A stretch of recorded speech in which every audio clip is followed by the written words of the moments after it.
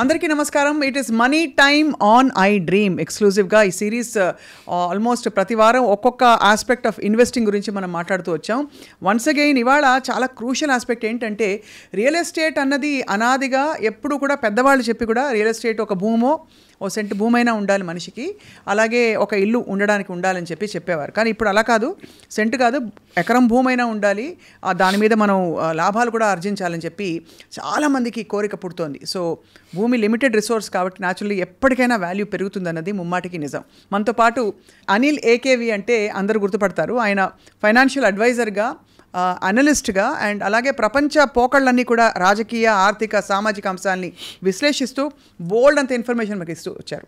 So ఇవాళ మరి హైదరాబాద్లో, తెలంగాణలో ఇన్వెస్ట్ చేయాలంటే ఎక్కడ చేయాలి, ఎంత చేయాలి, ఎప్పుడు పెరుగుతుంది అన్నీ అడుగుదాం. అనిల్ గారు, thank you so much for joining us. So భూమి ఎప్పుడు కూడా మంచిదే అనిపిస్తుంది, కానీ నా ఫీలింగ్ ఏంటంటే ఆ భూమిని ఇప్పుడైతే మనం ఎంజాయ్ చేయలేం.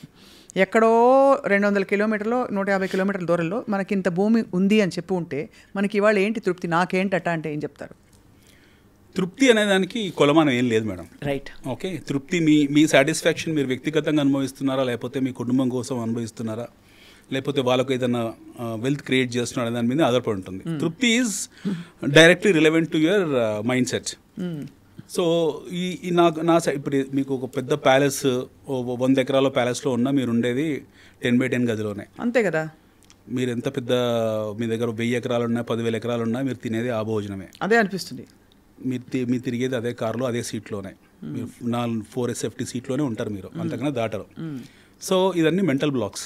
అంటే నాకు నేను ఇది అనుభవించట్లేదా అనేది this are all mental blocks. End of the day we have a family. మనందరికీ పిల్లలు ఉన్నారు. ఒక మనిషి తన జీవితాన్ని, తన మనుగడ ఎందుకు సాధిస్తాడు? తన కుటుంబం కోసం, అంతే, తన ముందు తరాల కోసం. రేపు మనకు ముందు తరాలు లేరు, మనకు భవిష్యత్తు లేదు, మనకు పిల్లలు లేరు, మనకు అవసరం లేదు, సింపుల్ లైఫ్లో బ్రతికేద్దాం, ఈ రోజు కోసం బ్రతికేద్దాం అంటే దాని గురించి ఇష్యూ లేదు, దాని గురించి చర్చ లేదు, డిస్కషన్ లేదు. నాకంటూ పెడిగ్రీ ఉంది, నాకంటూ పిల్లలు ఉన్నారు, నాకంటూ నా రక్త సంబంధికులు ఉన్నారు, నా ముందు తరాలు ఉన్నారు, నా భవిష్యత్తు ఉన్నప్పుడే ఇష్యూ వస్తుంది. అవును, ఇంత కష్టపడేది రాత్రి మగళ్ళు మన కోసం కాదు, మన పిల్లల కోసమే. 50 ఏళ్ళ తర్వాత ఎవరు కడుపుండా భోజనం చేయలేరు. ఎంత గొప్పవారైనా సరే అన్నిటినీ కంట్రోల్ చేసుకోవాల్సిందే, ఫుడ్ హ్యాబిట్స్ని. 50 తర్వాత, 60 తర్వాత అయితే మందుల మీద ఎక్కువగా ఉంటారు మ్యాక్సిమం జనాలు. ట్రూ. సో వాళ్ళు ఉండేది ఏముంది? 70 ఇయర్స్ దాటిన వ్యక్తి సగం టైం హాస్పిటల్లో ఉంటే సగం టైం ఇంట్లో ఉంటాడు. అవును. Still they run for the earning of money. ఒక ప్యాషనేట్గా వాళ్ళు డబ్బు సంపాదన కోసం లేదా వెల్త్ క్రియేషన్ కోసం పరిగెడుతూ ఉంటారు. దానికి ప్రధానమైన కారణం వాళ్ళ కుటుంబం పట్ల వాళ్ళకున్న ప్రేమ, వాళ్ళ బాధ్యత పట్ల వాళ్ళకున్న నిబద్ధత. అవును. మీరు అడిగిన మౌలికమైన ప్రశ్న, ఇప్పుడు హైదరాబాద్లో ఎక్కడ ఇన్వెస్ట్ చేయాలి, ఎక్కడ కొనుక్కోవాలి, ఎక్కడ ఇన్వెస్ట్ చేస్తే బాగుంటుంది, ఇరుగ్గా ఉన్న ఏరియాస్లో ఉందామా, అక్కడ ఖరీదైన ప్రాంతాలు, లేదా విశాలమైన హైదరాబాద్లోకి వెళ్దామా అనేది ప్రశ్న. కరెక్ట్. ముందు హైదరాబాద్ ఏంటో తెలుసుకుందాం ఫస్ట్. హైదరాబాద్ అనేది మనకు ఈరోజు భౌతికంగా లేక భౌగోళికంగా కనపడేది ఆ పటన్ చెరువు నుంచి మొదలు పెడితే ఇక్కడ శంషాబాద్ వరకు, అంతే. ఇది మనకు తెలిసిన హైదరాబాదు. ఇదే హైదరాబాదు ఒక 100 ఏళ్ల క్రితము ఈ కాచిగూడ, నింబోలి అడ్డ, లేకపోతే చార్మినార్ పరిసర ప్రాంతాల్లో ఉండేది. ఒక 200 ఏళ్ల క్రితము ఇదే హైదరాబాదు మీకు కేవలం చార్మినార్ ప్రాంతం వరకే ఉండేది. ఒక 300 ఏళ్ల క్రితం హైదరాబాద్ అనేది ఒక్క చార్మినార్ వరకే పరిమితమై ఉండేది. 400 ఏళ్ల క్రితం హైదరాబాద్ లేనే లేదు. కరెక్ట్. అంత ముందుకు ఉండేది గోల్కొండ సంస్థానం. ఆ గోల్కొండ సంస్థానంలో హైదరాబాద్ అన్న చిన్న గ్రామం. హైదరాబాద్కి ఏం పేరుందో తెలియదు, రకరకాల పేర్లు చెప్తుంటారు, బట్ రియల్ నేమ్ హైదరాబాద్ ఏంటో మనకు తెలియదు. యాక్చువల్లీ చెప్పుకునే వాళ్ళు బోల్డ్ చెప్పుకుంటారు. ఈ గోల్కొండ సామ్రాజ్యము ఏదైతే ఉందో మనకి, గోల్కొండ సామ్రాజ్యంలో హైదరాబాద్ అంతర్భాగం కావడము, దానికన్నా కొంచెం ముందుకు వెళ్తే ఇది కాకతీయలో అంతర్భాగం, కాకతీయ రాజుల్లో అంతర్భాగం. కాకతీయ రాజులు ఉండేవాళ్ళు, వాళ్ళు పరిపాలించే వాళ్ళు. వాళ్ళు వెస్టర్న్ వాల్స్ని ఫోర్టిఫై చేసుకోవడం కోసం గోల్కొండని ప్రతాపరుద్రుడి కాలంలో ఫోర్టిఫై చేశారు. తర్వాత బహుమని సుల్తాన్లు వచ్చారు, వాళ్ళు ఆక్రమించుకున్నారు.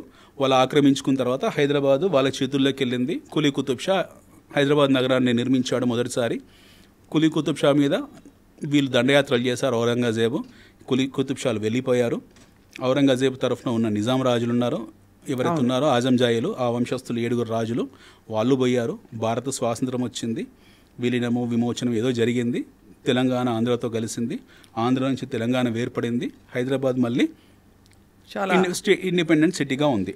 సో మీరు లాస్ట్ 450 ఇయర్స్ చరిత్ర తీసుకుంటే ఇన్ని జరిగాయి హైదరాబాద్లో. అవును, ఎంతోమంది వచ్చారు.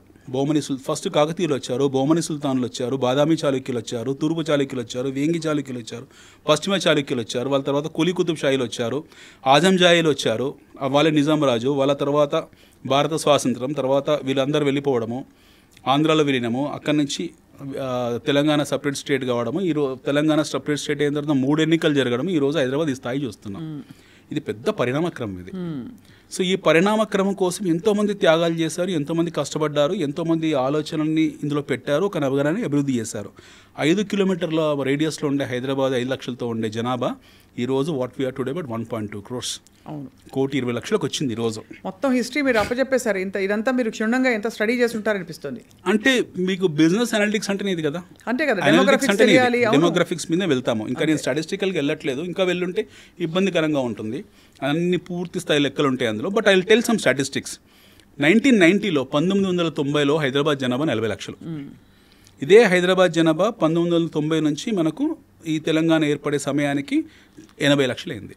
1990 to 2014 మధ్యలో 2015 మధ్యలో ఈ 25 ఏళ్ల సమయంలో ఈ 25 yearsలో it has got doubled. It took 25 years for this population get doubled. Right.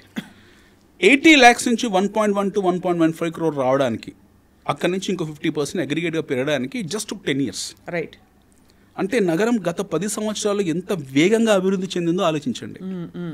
So ఈ అభివృద్ధి అనేది మనం యాక్చువల్లీ చెప్పాలంటే ఆర్గానిక్ గ్రోత్. ఇది this is nothing but consolidation. నిజమైన అభివృద్ధి ఏం కాదు ఇది. ఒక ప్లాట్ఫామ్ తయారు చేశారు పాలకులు, ఒక ప్లాట్ఫామ్ తయారు చేశారు, ఆ ప్లాట్ఫామ్లో ఇండస్ట్రీని మొబిలైజ్ చేశారు, ఆ ప్లాట్ఫామ్లో మీకు ఒక బ్యూటిఫికేషన్ తీసుకొచ్చారు, శాంతి భద్రతలను కాపాడారు, మనకు సెస్మోగ్రాఫిక్ సేఫ్టీ ఉన్న ప్రాంతం ఇది, వాటర్ అవైలబిలిటీ తీసుకొచ్చారు, ఈ బేసిక్స్ అని చేశారు. శాంతి భద్రతలు, ఎలాంటి వాటరు, ఇరుకు రోడ్లను కొంచెం వెడల్పు చేయడము, ఇలాంటివన్నీ చేసి నగరానికి ఒక ఇమేజ్ తీసుకొచ్చారు. It is already a global city. కొంచెం దాన్ని గ్లామరైజ్ చేశారు. విచ్చలుడిగా పెట్టుబడులు వచ్చాయి. Hyderabad started contributing 50% Telangana GDP, which is close about $100 billion మన GDP. Now we need to think ఇది ఆర్గానిక్ గ్రోత్. అవును, ఒక స్వతంత్ర రాష్ట్రంగా ఏర్పడిన తర్వాత నగరం 10 సంవత్సరాల్లో మీకు ఒక అభివృద్ధి చూపించింది ఆర్గానికల్గా. ఇందులో కొన్ని ఎస్ఇజెడ్స్ ప్లాన్ చేశారు, ఫార్మా సిటీ అని ప్లాన్ చేశారు, ఏఐ సిటీ అని ప్లాన్ చేశారు, ఫైనాన్షియల్ డిస్ట్రిక్ట్ అని ప్లాన్ చేశారు. అవును, రకరకాల ప్లానింగ్ జరిగాయి. ఇవన్నీ ఇప్పుడు ఎగ్జిక్యూట్ కావాల్సిన టైం వచ్చింది. Correct. This are all suppose to get executed. No ఇవన్నీ ఎగ్జిక్యూషన్ మోడ్లో వెళ్ళడానికి కొద్ది టైం పడుతుంది. Probably it will not happen over a period of time. ఒక ఓవర్ నైట్ జరగదు ఇది. 1 year, 2 years, 3 years, 4 years, 5 years time పడుతుంది. 5 years, 10 years టైం పడుతుంది. మన ముఖ్యమంత్రి గారు కూడా we will emerge as a 1 trillion economy, Telangana రాష్ట్రాన్ని 1 trillion ఎకానమీ చేయాలని కలలు కంటున్నామని ఆయన కూడా చెప్పారు. వెరీ పాజిటివ్ సైన్ ఆయన మాట్లాడడం కూడా. అట్లా ప్రతి పాలకులు ఎవరైతున్నారో వాళ్ళ కాంట్రిబ్యూషన్ వాళ్ళు చేసుకుంటూ వెళ్తున్నారు. ఎట్ ది సేమ్ టైం మనం ఆర్గానిక్ గ్రోత్ నుంచి now we will get in to inorganic growth. Right. దీనికి 3 పరిణామక్రమాలు ఉన్నాయి, 3 ప్రధానమైన ఇన్ఫ్లుయెన్సింగ్ ఫ్యాక్టర్స్ ఉన్నాయి. ఒకటి ప్రపంచీకరణ ఇంకా వేగంగా జరగడం. ఇప్పుడు మనం మాట్లాడుతున్న డీప్ సీక్ లాంటివి, లేకపోతే మనం మాట్లాడుతున్న ఆర్టిఫిషియల్ ఇంటెలిజెన్స్ లాంటివి, మనం మాట్లాడుతున్న ఎలక్ట్రానిక్ వెహికల్ లాంటివి, మనం మాట్లాడుతున్న ఫార్మాసిటీ లాంటివి, మనం మాట్లాడుతున్న మైక్రో ఫ్యామిలీ సిస్టమ్స్ లాంటివి, ఇవన్నీ కూడా ఒక కాంప్రహెన్సివ్ ప్యాకేజ్ లాగా ఇవన్నీ డైరెక్ట్ ఇంపాక్ట్ హైదరాబాద్ మీద చూపిస్తాయి. రైట్. ఎప్పుడైతే రాబోయే ముందు తరాలు వచ్చే 5 నుంచి 6 సంవత్సరాల్లో కొత్త తరం ఎవరుతున్నారో వాళ్ళందరూ మళ్ళీ మైక్రో ఫ్యామిలీ సిస్టంలోకి వస్తారో ఈ నగరం ఇక్కడ నుండి మీకు ఇంకొక 30-40% అభివృద్ధి చెందుతుంది. కరెక్ట్. అంటే ఇప్పుడు మనం మాట్లాడుతున్న రీజనల్ రింగ్ రోడ్ దాటుకొని ఇంకొక 30-40 కిలోమీటర్లు వెళ్ళిపోతుంది, విస్తరిస్తుంది ఇక్కడ నుంచి. ఎందుకంటే now we are at 1.1 to 1.2 crores of population. Anticipate population is around 1.5 to 1.6 crores. ఎప్పటికి? ఇంకొక 6 నుంచి 7 సంవత్సరాల్లో. ఎక్కువ టైం పడుతుంది. 2030-2032 కల్లా మనకు 1.6 to 1.7 crores మనము గ్రాస్ పాపులేషన్లో ఉంటాము. 1.5 to 1.6 మధ్యలో నెట్ పాపులేషన్లో ఉంటాం. న్యాచురల్లీ హైదరాబాద్ గుండెకాయ కూడా అటు మూవ్ అవుతుంది. అయితే లేదు, ఇండివిజువల్గా బోల్డ్ గుండెకాయలు వస్తాయంటారా? మనకు ఆల్రెడీ సాటిలైట్ సిటీస్ అని గుండెకాయలు తయారు చేసి పెట్టారు. అదే ఓకే, మనకు ఆల్రెడీ సాటిలైట్ సిటీస్ అని చెప్పి హైదరాబాద్ చుట్టుపక్కల మనకు 7-8 సాటిలైట్ సిటీస్ ఉన్నాయి. ఇవన్నీ ఆల్రెడీ గుండెకాయలే. ఇవన్నీ కూడా ఇప్పుడు ఏమైపోయిందంటే they have become part of Hyderabad. అవును, they are now this cities have become part of Hyderabad. వాటికి వీటికి ఏం తేడా లేదు. మనం అనుకున్న ఏవైతే సాటిలైట్ సిటీస్ అనుకున్నామో మొదట్లో 10 సంవత్సరాల క్రితమో, సాటిలైట్ సిటీస్ అన్ని కూడా ఇప్పుడు హైదరాబాద్లో అంతర్భాగం అయిపోయాయి. They are part of now main city. అవును. ఇప్పుడు ఈ గుండెకాయలకు మళ్ళీ ఎక్స్టెన్షన్ కావాలి, మళ్ళీ ఆర్టికల్స్ ఫిక్స్ చేయాలి, మళ్ళీ కొత్త సిటీస్ ఏర్పరచాలి. ఇక్కడ మోటివేటింగ్ ఫ్యాక్టర్స్ ఏంటంటారు అంటే రియల్ ఎస్టేట్ ప్లస్ ఒక శోభ తయారవడానికి అఫ్ కోర్స్ ప్రత్యేక రాష్ట్రం అని పక్కన పెడితే what else has contributed to this becoming a very very ideal place for people to invest to live? ప్రపంచంలో ఎప్పుడైనా ఒక విషయం గుర్తుపెట్టుకోవాలి మనము, చాలా ఇంపార్టెంట్ విషయం. ప్రపంచంలో 2 రకాల జనాభాలు ఉంటుంది. ఒకటి అర్బన్ జనాభా, రెండోది రూరల్ జనాభా. అర్బనైజేషన్ అనేది గత 20 సంవత్సరాల్లో it has moved from 18% to 24%. Urban population భారతదేశంలో 24% ఉంది. మన ఇండియాలో urban population, recognised urban population 24% ఉంది. We're expecting this population to hit around 40% by 2040. 2040కి అర్బన్ పాపులేషన్ మనకు ఆల్మోస్ట్ 40% కాంట్రిబ్యూట్ చేస్తుంది మొత్తం ఓవరాల్ డెమోగ్రఫీలో. రైట్. ఇది ఒకటి. ఇది ప్రపంచవ్యాప్తంగా ఉన్న పరిణామం. ఇది వరల్డ్ వైడ్గా జరుగుతుంది. ఇది ఎక్కడైనా సరే అర్బన్ పాపులేషన్ డెవలప్ అవుతుంది. వృత్తి, విద్య, ఉపాధి, ఆరోగ్యం, ఈ మౌలికమైన టాక్ ఏదైతే ఉంటుందో రెగ్యులర్, అది వన్ ఆఫ్ ద ఫ్యాక్టర్. రెండోది ఫ్యాసినేషన్ టువర్డ్స్ సిటీ. మూడోది అగ్రికల్చర్ నుంచి జనాలు ఇండస్ట్రీ వైపు మళ్ళడం. అగ్రికల్చర్ నుంచి ఇండస్ట్రీ వైపు వెళ్ళడం. అగ్రికల్చర్ ఎందుకు మరి అగ్రికల్చర్ లేదా అంటే అగ్రికల్చర్ కూడా ఉంది, బట్ అగ్రికల్చర్ పూర్తి స్థాయిగా ఆటోమైజ్ అయిపోతుంది రోజు రోజుకు. కరెక్ట్. ఒకప్పుడు గ్రామంలో 1000 మంది పనిచేసే వాళ్ళు, కూలీనాలు చేసుకునే వాళ్ళు, ఈ రోజు వాళ్ళందరి పని ఒక ట్రాక్టర్కి వస్తుంది. సో అలాగా వీళ్ళు వృత్తుల కోసం కొత్త వృత్తులు వెతుక్కోవడానికి నగరాల వైపు ప్రయాణించడం మొదలుపెట్టారు. ఇది ప్రపంచవ్యాప్తంగా జరుగుతుంది. అది మీకు ఒక కొత్త మెషిన్ వచ్చింది అనుకోండి మార్కెట్లో, అగ్రో మెషిన్, ఆ ఊర్లో ఒక 200 మంది మాయమైపోతారు. అవును. ఒక కొత్త అగ్రోమేషన్, కొత్త ట్రాక్టరు, లేకపోతే కొత్త ఇంకేదో వచ్చింది అనుకోండి, అక్కడ ఒక 10% జనాభా మాయమైపోయి వాళ్ళు నగరాలకు వచ్చేస్తారు. ఎందుకంటే వాళ్ళకి రిప్లేస్మెంట్ మెకానిజం ద్వారా జరిగింది. సో నగరాలు అభివృద్ధి చెందడానికి కారణం ఏంటంటే mechanisation and industrialisation the agriculture. అదొకటి. రెండోది విద్యా ఉపాధి కల్పన. ఒకప్పుడు ప్రభుత్వ ఉద్యోగాలు, ప్రైవేట్ సంస్థల్లో కొన్ని రకాల ఇండస్ట్రీస్ మాత్రమే కాంట్రిబ్యూట్ చేసేది. ఈరోజు ఐటీలో ఏముందో మనకు కూడా తెలియదు. ఐటీ రంగంలో పనిచేసే వాళ్ళకు కూడా తెలియదు రేపు పొద్దున ఏ కొత్త ప్లాట్ఫామ్ వస్తుందో, రేపు పొద్దున ఏ కొత్తది, ఇప్పుడు డీప్ సీక్ లాంటివి ఏమొస్తున్నాయో, చాట్ జీపీటీ అని మనం లాస్ట్ 1 yearలో విన్నవే. ఇలాంటి కొత్త ఆవిష్కరణలు జరుగుతూ ఉన్నాయి. At the same time pharma లాంటి ఇండస్ట్రీ ఉంది, అది చాలా బృహత్తరంగా విస్తరించుకుంటూ వెళ్ళిపోతుంది. టెక్స్టైల్ లాంటి ఇండస్ట్రీ ఉంది, ఓటీసీ లాంటి ఇండస్ట్రీ ఉంది. మీకు ఇండస్ట్రీ చాలా ఎక్స్పాండ్ అవుతుంది, మనకు తెలియకుండా చాప కింద నీరులాగా విపరీతంగా ఫాస్ట్ ఎక్స్పాండ్ అవ్వకుండా వెళ్ళిపోతుంది. రెస్టారెంట్స్ ఉన్నాయి ఫర్ ఎగ్జాంపుల్, విపరీతంగా రెస్టారెంట్స్ కల్చర్ వచ్చేసింది మనకు. స్విగ్గీ లాంటి కల్చర్ వచ్చింది, జొమాటో లాంటి కల్చర్ వచ్చింది. సో ఇవన్నీ ఈ ఆధునీకరణలో బై ప్రొడక్ట్స్ ఇవన్నీ కూడా ఏంటంటే నగరాలని విస్తరింపజేయడానికి అనుకూలమైన పరిస్థితులు కల్పించాయి. కరెక్ట్. దీనికి అన్నిటికన్నా మించింది ఏంటంటే నగరాలు మరీ ఎందుకు వెళ్తాయంటే ఉద్యోగ, ఉపాధి, ఆరోగ్యం ఇది ఒకటే కాదు. This is not one of the reason. జనాభా ఇంకొక రీజన్, మన ఎదుగుతున్న జనాభా. ప్లస్ ఐ థింక్ క్లైమాటికలీ ఆల్సో మనం ఒక దాదాపు ఐడియల్ కండిషన్లో ఉన్నాం. ఐడియల్ కండిషన్ కాబట్టే ఆ రోజుల్లో వీళ్ళు కాకతీయులు ఏం చేశారు, గోల్కొండని ఫోర్టిఫై చేశారు. అవును. ఈ రోజు కాదు, దాదాపు 600-700 సంవత్సరాల క్రితమే ఇది ఐడియల్ పీఠభూమి. తెలంగాణ అనేది దక్కన్ పీఠభూమి. తెలంగాణ మొత్తం ఈ పీఠభూమి అనేది ఒక్క హైదరాబాద్ పరిమితం కాదు. ఇది అందులో హైదరాబాద్ ఉంది, బీదర్ ఉంది, బేరార్ ఉంది, షోలాపూర్ ఉంది, మనకు మహారాష్ట్రలో ఆలంద్ ఉంది, ఇక్కడికి వస్తే మనకు గుల్బర్గా ఉంది. ఇలాంటి ప్రాంతాలన్నీ కూడా పీఠభూమి అంటాం. ఒకప్పుడు అది హైదరాబాద్, కర్ణాటక అనేది, ఇప్పుడు సపరేట్ కర్ణాటక రాష్ట్రం అయిపోయింది, మనం తెలంగాణ రాష్ట్రం అయిపోయాం. ఇది పీఠభూమి, హైట్లో ఉంటుంది, ఆల్టిట్యూడ్ ఎక్కువ, మీకు చలి ఎక్కువ ఉంటుంది, ఎట్ ది సేమ్ టైం మంచి వాతావరణం ఉంటుంది, అనుకూలంగా ఉంటుంది వాతావరణం, కూల్గా ఉంటుంది. మీకు ఇప్పుడు ఎండాకాలం వచ్చినా సరే మీకు సాయంకాలం 4-5 కూల్ ఆఫ్ అయిపోతుంది. రెండోది సెస్మోగ్రాఫిక్ ప్రకారం ఏంటంటే భూకంపాలు రాని ప్రాంతం ఇది. మూడోది అన్నిటికన్నా ముఖ్యమైనది అంటే మనకు ఈ పర్టికులర్ ప్లేస్కు వాటర్ అనేది ఎప్పుడు ఇష్యూ కాదు. మనకు జీవనదుల మధ్యలో ఉన్న ప్రాంతం ఇది. గతంలో మనకు గొలుసుకట్టు చెరువులు ఉండేవి, దాన్ని మిషన్ భగీరథ అని చెప్పేసి కేసీఆర్ గారు ఇనిషియేట్ చేసి అద్భుతమైన కార్యక్రమం చేపట్టారు. డ్రింకింగ్ వాటర్ మనకు మిషన్ కాకతీయ అని చెప్పి ఏర్పరిచారు. ఇట్లా రకరకాల యాక్టివిటీస్ చేసుకుంటూ వెళ్తున్నారు పాలకులు. ఇప్పుడు కూడా present government is very clearly focusing on encroachments. ఇవన్నీ తీసేయాలి, హైడ్రా పెట్టి ఇవన్నీ ఎంక్రోచ్మెంట్స్ తీసేయాలి, మళ్ళీ చెరువులను పునరుద్ధరణ జరగాలి, లేదా ఆక్రమిత స్థలాలని క్లియరెన్స్ చేయాలని చెప్పి ఇప్పుడు ప్రభుత్వం అలా చేస్తుంది. So everybody is contributing in a big way. అన్నిటికన్నా ముఖ్యమైనది ఏంటంటే మనం అనుకుంది పీఠభూమిని ఎప్పుడో ఐడెంటిఫై చేశారు. 1000 సంవత్సరాల క్రితమే పీఠభూమిని ఐడెంటిఫై చేశారు, కాకతీయులు ఐడెంటిఫై చేశారు. ఐడెంటిఫై చేసి ఇక్కడికి రాగలిగారు. హైదరాబాద్కు గోల్కొండ సామ్రాజ్యం ఏర్పరిచారు, గోల్కొండ బిరాదరి, గోల్కొండ సుబేదారి దాన్ని ఏర్పరిచారు. అక్కడి నుంచి హైదరాబాద్ నగరం అభివృద్ధి చెందింది. ముచుకుందా నది ఏతుందో సోకాల్డ్ మన మూసీ నది, దాని పరివాహక ప్రాంతంలో అద్భుతమైన వ్యవసాయం జరిగేది. అది డ్రింకింగ్ వాటర్ సప్లై చేసేది. ఒకవైపు కృష్ణా నుంచి మనకు వాటర్ ఉండేది, ఒకవైపు గోదావరి నుంచి వాటర్ ఉండేది, గొలుసుకట్టు చెరువులు ఉండేవి. సో భూగర్భ జలాలు అనేది, నికర జలాలు ఎప్పుడు మనకు అవైలబుల్గా ఉండేది. అవును. సో నగరంలో మీకు 300 నుంచి 400 చెరువులు ఉండేవి. దానివల్ల ఏంటంటే డ్రింకింగ్ వాటర్ ప్రాబ్లం ఉండేది కాదు. There was never a dearth of drinking water in the city, always it was ample available. దానివల్ల మనకు సిటీ ఎప్పుడు సస్యశ్యామలంగా ఉండేది, రకరకాల పార్కులు, చెరువులు, బగీచాలు. Hyderabad is called to be Istanbul of Asia Pacific region. Correct. Hyderabad is called to be Istanbul of Asia Pacific region. హైదరాబాద్లో లేని జాతులు, నానా జాతి సమ్మేళనం, మీకు ఇక్కడ లేని భాషలు, 80 రకాల భాషలు మాట్లాడతారు మనుషులు. మోస్ట్ ఐడియల్ ఒక మినీ ఏం చెప్పాలి, ఒక గ్లోబ్, ఒక ప్లానెట్ ఉంది ఇక్కడ హైదరాబాద్లోనే. బికాజ్ మీరు అన్నట్టుగా అన్ని రకాల భాషలు, వేషధారణలు, ఫుడ్ హ్యాబిట్స్, ఇంకా జాతీయ అంతర్జాతీయ అనేక రకాల బిజినెస్లు, అనేక రకాల సంస్కృతులు కనిపిస్తాయి. పాత నగరం, కొత్త నగరం అసలు పక్క పక్కన అక్కచెల్లెల్లా ఉంటూనే కొత్త నగరం చూస్తే ఒక డౌన్ టౌన్ శాన్ ఫ్రాన్సిస్కోలా అనిపిస్తుంది. అవును. పాత నగరం చూస్తే ఆ హెరిటేజ్ కల్చర్ అలా ఇంకా సజీవంగా కనిపిస్తుంది. మీరు శాన్ ఫ్రాన్సిస్కో ఉన్నారు కాబట్టి ఒక ఉదాహరణ చెప్తాను మీకు. సమ్వేర్ ఇన్ 1600 శతాబ్దంలోనో 1400 శతాబ్దంలోనో ఈ స్కాండినేవియన్ దేశాల వాళ్ళందరూ కూడా అమెరికా వెళ్ళారు. East coast of America which is now New York. వీళ్ళందరూ వెళ్ళారు అక్కడికి. వీళ్ళందరూ వెళ్ళి అక్కడ ఉన్న నేటివ్ అమెరికన్స్ని తరిమేసి ఎస్టాబ్లిష్ అయ్యారు. These are Anglo Saxons Protestants. Anglo Saxon Protestants అందరూ వెళ్ళి అక్కడ స్టెబిలైజ్ అయ్యారు. తర్వాత ఒక 300 సంవత్సరాల తర్వాత మీకు ఐరిష్ వాళ్ళు, ఐరిష్ పీపుల్, ఐరిష్ క్యాథలిక్స్ వీళ్ళందరూ వెళ్ళి అక్కడ సెటిల్ కావాలని ట్రై చేస్తారు. సో ప్రొటెస్టెంట్స్, క్యాథలిక్స్ మధ్య పెద్ద యుద్ధం జరిగింది. రైట్. చాలా దారుణ స్థాయిలో యుద్ధం జరిగి కొన్ని 100 మంది కొట్టుకొని చచ్చిపోయారు. వాళ్ళందరూ కూడా వాళ్ళ సమాధులు ఈరోజు కూడా మ్యాన్హాటన్లో ఉంటాయి. కొన్నాళ్ళకి ఏమైపోయింది, ఇదే న్యూయార్క్ సిటీలో వాళ్ళు ఎవరు కూడా చరిత్రలో లేకుండా వెళ్ళిపోయింది.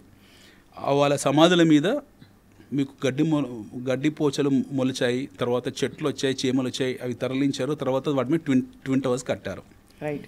మీకు గ్యాంగ్స్ ఆఫ్ న్యూయార్క్ అనే మూవీ చూస్తే మనకు చాలా స్పష్టంగా అర్థమవుతుంది చరిత్ర ఎలా ఉంటుంది, ఎవరు నిర్మిస్తారో దాన్ని ఎవరు అనుభవిస్తారు అనేది. అలాగే హైదరాబాద్ని కూడా ఎవరో నిర్మించారు. కరెక్ట్. దాన్ని మనం అనుభవిస్తున్నాము. ఇది ఇక్కడితో ఆగదు. ఈ స్రవంతి ఇక్కడితో ఆగదు, ఇది ప్రవహిస్తూనే ఉంటుంది. మీకు 5 లక్షల జనాభాతో మొదలైంది. మొదట్లో 50,000 జనాభా, 5 లక్షల జనాభా మొదలైంది. తర్వాత 40 లక్షలకు వచ్చాము, తర్వాత 80 లక్షలకు వచ్చాము. ఈరోజు కోటి మాట్లాడుతున్నాం. 10 సంవత్సరాలు 80 లక్షల నుంచి we're talking about 1.2 crores. Now I'm saying that it will hit around 1.6 to 1.7 crores in next 6 to 7 years. దానికి కారణం ఏంటంటే we have some aggressive SEZs, special economic zones. మనకు కొన్ని స్పెషల్ ఎకనామిక్ జోన్స్ ప్రభుత్వం ఆల్రెడీ ఐడెంటిఫై చేసింది. కేంద్ర ప్రభుత్వం కానివ్వండి, రాష్ట్ర ప్రభుత్వం కానీ కొన్ని ఎకనామిక్ జోన్స్ ఐడెంటిఫై చేశారు. నేషనల్ ఇన్వెస్ట్మెంట్ మ్యానుఫ్యాక్చరింగ్ జోన్ అనే ఒక పెద్ద ఒక జోన్ ఉంది. మనకు దివిటిపల్లి అనే ఒక జోన్ ఉంది, పోలేపల్లి అనే ఒక జోన్ ఉంది, మనకు ఫార్మాసిటీ అనే ఒక జోన్ ఉంది. ఇలాంటి కొన్ని ఎకనామిక్ జోన్స్ ఉన్నాయి which are yet to start. This are growth engines. ఇవి ఇంకా ఇవి యాక్టివేట్ కాలేదు, ఇవన్నీ ఇంకా ఎగ్జిక్యూషన్లోకి రాలేదు. ద మూమెంట్ ఇవన్నీ ఎగ్జిక్యూషన్కి వచ్చిన తర్వాత మనం చూసేది vertical rice. Let's forget about 1.6 to 1.7 crores of people. There is an estimation that another 30 to 35 lakh of employment is going to yet to join in the city of Hyderabad. వచ్చే 6 నుంచి 7 సంవత్సరాలకు 30 నుంచి 35 లక్షల మంది, అరౌండ్ 3 million పాపులేషన్ జాయిన్ అవుతుంది direct ఎంప్లాయ్మెంట్లో. వీళ్ళ ద్వారా ఏమవుతుంది, మీకు ఒక వ్యక్తి మీద ఒక ముగ్గురిని వాళ్ళ కుటుంబాన్ని లెక్కేసుకుంటే అంటే ఇమాజిన్ 1:3 అంటే ఒక 90 లక్షల మంది, క్లోజ్ టు అబౌట్ 2 కోట్ల population. This what I'm saying. ఒక 2 కోట్ల మంది పాపులేషన్ని మనం 78 years చూడబోతున్నాం. This is what is called business analytics. So automatically అవసరం కొద్దీ కూడా విస్తరణ జరుగుతుంది. అలా కొత్త చిన్న నగరాలు, మినీ నగరాలు హైదరాబాద్లో ఏర్పడతాయి. కూకట్పల్లి ఉందండి, ఒక గ్రామం. పటంచెరు ఒక గ్రామం, ఐడియా బొల్లారం ఒక గ్రామం, మేడ్చల్ ఒక గ్రామం, గట్కేసర్ ఒక గ్రామం, ఆదిబట్లో ఒక గ్రామం, శంషాబాద్ ఒక కుగ్రామం ఎయిర్పోర్ట్ రాకముందుకు. కోకాపేట గురించి మనం లాస్ట్ టైం మాట్లాడుకున్న వరకు తెలియదు. అసలు కోకాపేట అంటే ఇప్పుడు మోస్ట్ హ్యాపెనింగ్. మోకిలా అనే పేరు ఈ మధ్యనే చాలా మంది విన్నారు. మోయినాబాద్ ఈ మధ్యనే చాలా మంది విన్నారు. అక్కడ వెలిమిల అనే పేరు చాలా మంది తెలియదు. ఇంకా అక్కడ 20 కోట్ల 25 కోట్ల నుండి వస్తుంది ఎకరం. మీకు ముత్తంగి అనే పేరు చాలా మంది తెలియదు, బాంబే హైవే వెళ్తే తప్పిస్తే. శ్రీశైలం వెళ్ళే దారిలో తుక్కుగూడ గురించి శ్రీశైలం వెళ్ళే వారికి మాత్రమే తెలుసు ఆ ఏరియా. సో ఇలాంటి ఏరియాస్ ఏవైతే ఉన్నాయో already those have become the most happening place of Hyderabad. ఇవన్నీ సూపర్ ఎక్స్పెన్సివ్ ప్లేసెస్. మనం మాట్లాడుకున్న వెస్ట్ హైదరాబాద్, గోల్కొండ ఏదైతే ఉందో ఒకప్పుడు ఎక్కడో హైదరాబాద్ చాలా దూరంగా మన చిన్నతనంలో 10 రూపాయలకి 20 రూపాయలు గోల్కొండ అనేవారు. గండిపేట అనేది మనకు తెలిసింది హోలీ టైంలో. ఇప్పుడు గోల్కొండ లోపల నుంచి ఆ ఫోర్ట్ లోపల ద్వారాల లోపల నుంచి ట్రాఫిక్ వెళ్తుంది అంటే మనుషులు అక్కడ జీవిస్తున్నారని అర్థం. గోల్కొండ రెజిమెంట్ ఈ రోజు నుంచి లేదండి. గోల్కొండ రెజిమెంట్ ఏదైతే ఉందో ఈ రోజు మనం చూసిన ఆర్మీ రెజిమెంట్, అది బహుమని సుల్తాన్ కాలం నుంచి ఉంది. అప్పుడు పెట్టిన గోల్కొండ రెజిమెంట్. ఆ టైంలో కట్టిన లంగర్ హౌస్ అని అంటే లంగర్ అంటే భోజనం, పంజాబీస్ని భోజనం చేసేదని లంగర్ అంటారు. ఆ రోజు కట్టిన లంగర్ హౌస్ అనమాట. దాదాపు 400 సంవత్సరాల క్రితం కట్టింది. ఈ రోజుకి అలాగే ఉంది. That has become main part of city. So ఇక్కడ నిజంగానే మీరు చెప్తున్నది చాలా చాలా ఇంట్రెస్టింగ్ ఇదండి. ఈ మధ్య లకడి కా పూల్, ఖైరతాబాద్, మాసప్ ట్యాంక్, ఆ చుట్టుపక్కల 5 కిలోమీటర్ల రేడియస్లో ఉండే ప్రాంతం ఎలా పరిగణించబడుతుంది? అది కొత్తదా పాతదా? దానికి ఎప్పటికీ చెప్తే చాలా బ్లంట్గా ఉంటుంది, ఫీల్ అవుతారేమో చాలామంది. చాలా it will be very harsh also.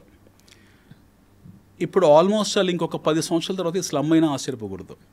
ఈ ప్రాంతం మీకు ఆల్రెడీ కుకట్పల్లిలో చాలా ప్రాంతాలు ఇన్సైడియస్ ఆఫ్ కుకట్పల్లి లోపల, కుకట్పల్లి నుంచి కొంచెం డీప్ లోడ్కి వెళ్తే అవన్నీ స్లమ్స్ అయిపోయాయి. ఎందువల్ల? 10 ఏళ్ల క్రితం మనం అన్ని చాలా గొప్ప ప్లేస్, డెవలప్మెంట్ ఓవర్ అయిపోయింది. డెవలప్మెంట్ లేకపోవడం కాదు, ఇరుకైపోయింది. అయిపోయింది. బట్ దాని తర్వాత డెవలప్మెంట్ అంటే నేనైతే హంగులు ఆర్భాటాలు లేవు. ఒక ఏరియా ఎప్పుడు స్లమ్ అవుతుంది? ఇరుకైనప్పుడే అవుతుంది. మీకు 10 feet 40 feet రోడ్ ఎప్పుడైతే 30 నుంచి 20 నుంచి 10 feetకి వచ్చేసి ఒక కారు కూడా పట్టలేనంత పరిస్థితికి వచ్చిందంటే స్లమ్ కిందనే కౌంట్. సో అంటే బ్లంట్గా అడిగితే ఈ ప్రాంతాలలో ఇల్లు ఉండేవాళ్ళు, కొంచెం పాత టైప్ ఇల్లు ఉంటుంది. వాళ్ళు అక్కడ నుంచి అది అమ్మేసి ఎగ్జిట్ అయిపోవడం బెటర్ అంటారా, అక్కడే ఉండడం బెటర్? అది వాళ్ళ డిస్క్రిప్షన్, వాళ్ళ చాయిస్. అది అంటే okay, but I'm saying as an investment వాళ్ళు వెళ్ళిపోవాలి ఇక్కడ, ఎందుకంటే వాళ్ళకు వాల్యుయేషన్ పీక్స్ వచ్చేసి ఉంటాయి పాటికి. సో ఇక్కడ నుంచి ఇప్పుడు నెక్స్ట్ ఎటువైపు మూవ్ అవ్వాలి? ఎట్టైనా మూవ్ కావండి. మీరు హైదరాబాద్కు 40-50 కిలోమీటర్ రేడియస్కి వెళ్ళండి, ఎయిర్పోర్ట్కు దగ్గరగా ఉండే ప్రాంతాల్లోకి వెళ్ళండి. మీకు చిన్న ఎగ్జాంపుల్ చెప్తాను. శంషాబాద్ ఎయిర్పోర్ట్ నుండి కుకట్పల్లి రావడానికి ఎంతసేపు పడుతుంది? మీకు ట్రాఫిక్ టైమ్స్లో 2 గంటలు పడుతుంది. నార్మల్లీ ట్రాఫిక్ లేని సందర్భాల్లో గంట పడుతుంది, 2 గంటలు పడుతుంది. కానీ ఈ ఏరియాస్ నుంచి చూస్తే మీకు 40 minutes కంటే పట్టదు. ఏరియా నుండి అంటే బేసికలీ మెహదీపట్నము, మాసప్ ట్యాంకు అటువైపు ఉండే ఏరియాస్ అన్ని, లకడి కప్పులు, కొంచెం యువతలుగా వస్తే ఖైరతాబాదు, అది ప్యాక్ అయిపోయాయి కదా. Those areas have become jam packed. అక్కడ ఎవరికి ఇంట్రెస్ట్ లేదు. ఈ జనరేషన్కి ఎంతమందికి ఇంట్రెస్ట్ ఉంది వెళ్ళి అక్కడ అత్తపూలు ఉండడానికి? ఇప్పుడు లేదు, బట్ ముందు రాదంటారా డెవలప్మెంట్? ముందు వస్తుంది. మీకు పాత ఇళ్ళు కూల్చేసి కొత్త అపార్ట్మెంట్లు కడతారు. అవును. బట్ ఇప్పుడున్న జనాభా అవసరాలకు, జనాభా రీత్యా ఉండే అవసరాలకు ఏవైతే ఉన్నాయో ఇవి ఎక్కడ సరిపోతాయి మనకు ఏరియాస్? రెండోది మన టౌన్ ప్లానింగ్ ఎక్కడ ఉంది? న్యూ జనరేషన్ ఏం కోరుకుంటారు? బట్ 60 feet రోడ్ కావాలని కోరుకుంటారు. చాలా ఇంపార్టెంట్ పాయింట్ మీరు అనేది, టౌన్ ప్లానింగ్. అంటే అక్కడ మనం ఎంత 5 star ఇంటి లోపల ఎన్ని హంగులు పెట్టి హోమ్ థియేటర్ అది పెట్టుకున్నా, బయటకు వెళ్తే ఇరుకు రోడ్లు, ట్రాఫిక్, పక్కన ఒక ఆర్గనైజ్డ్ డిజార్గనైజ్డ్గా పక్కనే పాన్ డబ్బా ఉంటుంది, అటు పక్కన ఒక చిన్న చాయ్ హోటల్ ఉంటుంది, మళ్ళీ ఎదుర్కొంటే ఒక పెద్ద గేటెడ్ కమ్యూనిటీ అంటాడు. గండిపేట ఉంది మేడం, ఫర్ ఎగ్జాంపుల్ గండిపేట ఉంది. గండిపేట మన మన మన మన స్కూల్ డేస్లో, కాలేజ్ డేస్లో what we know about Gandipet, ఏదో మనకు ఎంజాయ్మెంట్ కోసం వెళ్ళడము, ఫ్యామిలీ పిక్నిక్ కోసం వెళ్ళడము, స్కూల్లో ఎప్పుడైనా 10 రూపాయలు 20 రూపాయలు టికెట్ ఇస్తే బస్సులో తోసేసి తీసుకెళ్ళి చూపించేవాళ్ళు. This Gandipet was some time happen to be entertainment place. లేదా హోలీ రోజు అందరూ వెళ్ళి అక్కడ ఎంజాయ్ చేయడం, కొంతమంది చావడం. ఇదే దీని గురించి ఎక్కువ గండిపెట్టినది. ఎప్పుడు హోలీ రోజు 10 మంది పోయారు, 20 మంది పోయారు, రాళ్ళలో ఇరుక్కుపోయారు. ఇది ఈ టాపిక్ ఎక్కువ ఉండేది. ఇదే Gandipet today is the most happening place. అక్కడ మీకు 50 కోట్ల 60 కోట్ల ఎకరం దొరికేది ఏమీ లేదు. People are shifting there to build their houses. ఎందుకనంటే దెర్ ఈజ్ ఇంకొక సైకలాజికల్ ఫ్యాక్టర్ ఉంటుంది. మీరు 5 కోట్లు పెట్టి ఇల్లు కొనుక్కున్నారు, మంచి ప్లేస్లో కొనుక్కున్నారు, వివేకానంద కాలనీలో, కుకట్పల్లిలో ఎక్కడో కొనుక్కున్నారు. 5 కోట్లు పెట్టి ఇల్లు కొనుక్కున్న వ్యక్తికి ఖచ్చితంగా 10 కోట్లు 30 కోట్లు ఆస్పరుడే ఉంటాడు. అవును, డెఫినెట్గా అతనికి 1.5 కారు ఉంటుంది. 2 కోట్ల కారు తీసుకొని మీరు ధైర్యంగా వెళ్ళగలుగుతారు రోడ్డు మీద? Can you dare to get into those kind of gullies where you have complete traffic inundation? వెళ్ళలేరు కదా, ఆ ధైర్యం సరిపోదు, మళ్ళీ చిన్న కారు వేసుకుని వెళ్ళాలి. సో అతనికి సాటిస్ఫాక్షన్ లేదు. This kind of people are predominantly shifting to the locations where you have robust town planning.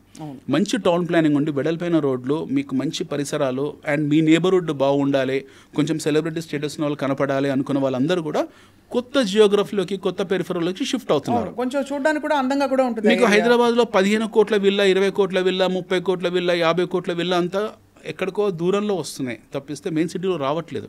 ఇప్పుడు పెద్ద పెద్ద కంపెనీస్ ఎవరైతే ఉన్నారో, బెస్ట్ కంపెనీస్ అనుకున్న నేషనల్ లెవెల్లో ఉన్న బెస్ట్ కంపెనీస్ ఎవరైతే ఉన్నారో, they are coming and constructing those kind of beautiful houses or fantastic world class ఆర్కిటెక్చర్తో ఈ విల్లాస్ ఎక్కడైతే కడుతున్నారో, they are choosing those locations where you have great town planning. అవును, గ్రేట్ టౌన్ ప్లానింగ్ అంటే ఏంటి? మీకు వాటరు లేదా ఇరిగేషన్ ఒకటే కాదు, బట్ సీమ్లెస్ కరెంట్ ఒకటే కాదు, మెయిన్ రోడ్స్. అవును, మీకు 200 feet రోడ్ ఉండాలి పెద్ద కారు తిరగాలంటే. పోర్షే లాంటి కారు తిరగాలంటే, లేకపోతే ఏదో డిఫెండర్ లాంటి కారు తిరగాలంటే మీకు మంచి లొకేషన్ ఉండాలి. అట్ ది సేమ్ టైం ఆ ట్రాఫిక్ ఉండాలి, కంజెషన్ ఉండకూడదు ట్రాఫిక్ది. So people are shifting there, వాళ్ళకి అలాంటి ఏరియానే కావాలి. అలాంటి ఏరియాలో కూడా మీకు మిడిల్ క్లాస్ వాళ్ళు వెళ్ళిపోతారు భవిష్యత్తులో. అలాంటి ఏరియాలో కూడా మీకు లోయర్ మిడిల్ క్లాస్ వాళ్ళు వెళ్ళిపోతారు. And you find lot of this areas getting developed and becoming main part of the city. ఇప్పుడు ఆల్రెడీ మీకు Shamshabad has become part of Hyderabad. Already మనం మాట్లాడుకున్న Kokapet Mokila is very expensive place. Ghatkesar has become part of Hyderabad. ఎక్కడో ఉన్న కొంచెం దూరంగా ఉన్న Bibinagar, Bhuvanagiri is also part of Hyderabad. కానీ ఇక్కడే అడగాలి నేను మీకు, ఈసీఐఎల్ కాపురా ఇటువైపు ఎందుకంత ర్యాపిడ్గా, కొంపల్లి ఎక్కువైపు మనకి ర్యాపిడ్గా రైజ్ చూడలేదు మనం రియల్ ఎస్టేట్లో boom. Just like Narsingi, Kokapet, ఈ కొత్త ఏరియాస్లో చూసినంత షేక్పేట్, ఇదంతా కూడా దర్గా, ఈ నానక్రామ్ కూడా, ఇవన్నీ బాగా భూమ్ అవుతున్నాయి. బట్ అటువైపు మనకి ఎందువల్ల భూమ్ రావట్లేదు? ఇప్పుడు వస్తుంది యాక్చువల్లీ. ఇప్పుడు ఏమైందనంటే ఇప్పుడు west Hyderabad from the beginning, Golconda జమానా నుంచి కూడా, ఆ టైం నుంచి కూడా west Hyderabad is the most happening place. మొదటి నుంచి కూడా మనకు ఐటీ ఇండస్ట్రీ కూడా వెస్ట్ హైదరాబాద్కే వచ్చింది. వెస్ట్ హైదరాబాద్కి వచ్చిన తర్వాత వెస్ట్ హైదరాబాద్ మొత్తం దాన్ని ఒక పెద్ద సూపర్ మార్కెట్ చేసేసారు పూర్తి స్థాయిలో. Then KTR has initiated something called as look east policy. Look east policy అని చెప్పి అటువైపు ఇనిషియేట్ చేశారు ఆయన. ఇనిషియేట్ చేసిన తర్వాత మనకు మీరన్న కొంపెల్లి, కాప్రా, ఈ ఏరియాస్ అన్నీ కూడా లైమ్ లైట్లోకి వచ్చాయి. బట్ ఇండస్ట్రీ ఎటువైపు ఉంది మీకు? ఇండస్ట్రీ అంతా ఇటువైపే ఉంది, గచ్చిబౌలి వైపే ఉంది. ఇండస్ట్రీ ఎటువైపు ఉంటుందో అటువైపే వెళ్తారు. ఇప్పుడు సుచిత్ర ఉంది, ఇట్స్ హౌసింగ్ రెసిడెన్షియల్ ఏరియా. అది మనం అనుకున్న Suchitra is a residential area. మనం అనుకున్న Kapra is a residential area. Ghatkesar is a residential area. It is also become expensive no. ఇప్పుడు ఒకప్పటిలా లేవు. ఈ రోజు కూడా మీకు ₹1,00,000, ₹1,50,000 గజం మాట్లాడుతున్న ఏరియాలో కూడా మీకు ఈ ఏరియాలో ఏ రేట్లు ఉన్నాయో ప్రాబబ్లీ ఒక 30-40% డిస్కౌంట్లో ఉండొచ్చు comparatively. That is also become very expensive. Suchitra is a costly ఏరియాను. ఇదివర్ లాంటి ఏరియా కాదు. ఓఆర్ఆర్ మొత్తం ఓఆర్ఆర్ లోపల ఎక్కడ చూసుకున్నా కూడా మీకు 20-30% డిఫరెన్స్ ఆఫ్ రేట్స్ ఉంటే తప్పిస్తే ఆల్మోస్ట్ అన్నీ కూడా కొన్ని పాకెట్స్ వదిలేస్తే కరెక్ట్, మిగతా ఆర్ ద సేమ్. కానీ అంటే బేసిక్గా సైనిక్పురి ఆ జోన్స్ అన్నీ కూడా కొంచెం రెస్ట్రిక్టివ్ ఏరియాస్, అది కూడా మనం గమనించుకోవాలి. కాబట్టి అక్కడ గబుక్కుమని వెళ్ళి అందరూ మా కంపెనీలు కట్టేసి లేదు ఉండిపోవడానికి అవకాశాలు ఉండవు. రెసిడెన్షియల్ పాకెట్స్ అండి. ఇప్పుడు Sainikpuri where I stay in Sainikpuri, నాది అదే ఏరియా. అది residential area. People prefer to stay there. ఒకప్పుడు మహేంద్ర హిల్స్ అని ఉండేది. ఒక లాంగ్ బ్యాక్, ఒక 20 years బ్యాక్ మహేంద్ర హిల్స్ గురించి చాలా టాక్ నడిచేది. West Marredpally, east Marredpally happen to be the most posh localities of Hyderabad. ఈరోజు west Marredpally, east Marredpally, Mahendra hills ఎక్కడ ఉందో చాలా మంది తెలియదు కొత్తగా హైదరాబాద్ వచ్చిన వాళ్ళకి. There are plenty of places which were happen to be the most sophisticated place in Hyderabad. ఒకప్పుడు మెట్టు కూడా ఉంది, ఫర్ ఎగ్జాంపుల్ హప్సీ కూడా ఉంది. This where happen to be the Ramanthapur, highly sophisticated area. ఎప్పుడు టిల్ 1990s వరకు కూడా హైదరాబాద్లో ఎవరు మాట్లాడిన ఎక్కడంటే హప్సిగూడ, హప్సిగూడనా, రామంతపూర, ఇలా మాట్లాడుకునే వాళ్ళు. మీకు ఎప్పుడైతే ఐటీ ఇండస్ట్రీ వచ్చేసి ఇటు షిఫ్ట్ అయిపోయిందో, ఎంప్లాయ్మెంట్ ఎప్పుడైతే జనరేట్ మొదలైందో అక్కడ అందరూ వెళ్ళారు. గోపన్పల్లి అనే ఏరియా ఉందని మనకు కూడా తెలియదు. వినో ఓన్లీ బట్ BHEL ఒక పెద్ద ఫ్యాక్టరీ ఉంటుంది, BHEL అని ఆ హైవేలో వెళ్ళడం వాళ్ళకి మాత్రమే తెలుసు. But that area has become the most happening place today. ఆ ఏరియా అంతా కూడా అంటే ఇండస్ట్రీ మీకు ఎటువైపు వెళ్తుంది, ఎంప్లాయ్మెంట్ ఎటువైపు వెళ్తుంది అనేది ఇంపార్టెంట్. ఇప్పుడు మనం చూడాల్సింది ఏంటంటే యాజ్ ఎ ఇన్వెస్టర్గా కొంతమంది యాక్సిడెంటల్గా కొన్నారు. There are lot of accidental buyers. Word of mouth మీద ఎవరు చెప్పుంటారు ఈ ఏరియాలో కొనుక్కో బాగుంటుంది, కుకట్పల్లిలో కొనుక్కో, లేకపోతే మీకు గచ్చిబౌలిలో కొనుక్కో, లేకపోతే కోకాపేట్లో, ఈ నార్సింగి, మంచిర్యాల ఇలాంటి ఏరియాస్ చెప్పుంటారు. ఎవరో చెప్పుంటారు, డబ్బున్న వాళ్ళు వచ్చి కొనుక్కున్నారు వితౌట్ ఎనీ క్లియర్ విజన్. నిజంగా ఇక్కడ జరుగుతాయని చాలామంది తెలియదు.